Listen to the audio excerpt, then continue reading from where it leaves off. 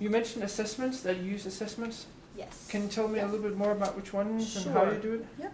I use, again, depending upon the client, what we're coaching toward, I pretty much always use some kind of strength assessment, whether it's the VIA, Values in Action from Authentic Happiness, or the Strengths Finders assessment, the 2.0 assessment out of that book. I use sometimes the Approaches to Happiness, which is also on the Authentic Happiness site. And then sometimes I use the Optimism test as well.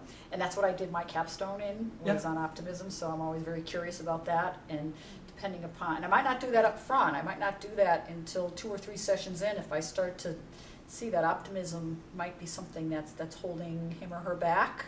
And then that gives you a framework to talk about it, not just the glass is half full or the glass is half empty. So do they bring it back to you, send it to you, or what happens? Yeah, typically, like for the strengths or the VIA, actually with the VIA now I use the consultant version. Are you familiar with that? Where I can purchase a consultant code.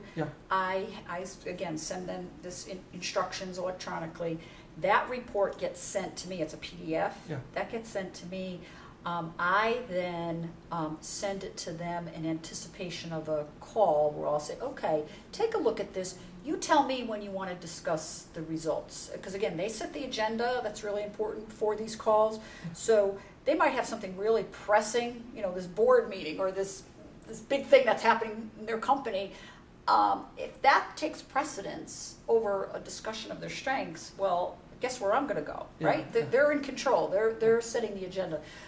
So we'll discuss that generally within the first month. I mean, generally. Right.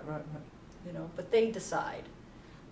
But it's all done electronically. So you don't change the assessments, or you don't change the not the assessments exercises, or no, not the assessments at all. The only thing I've done is I now use that consultant code for the VIA because I really like how the data is presented in that report versus the generic one that you get online. That's just your 4 strengths.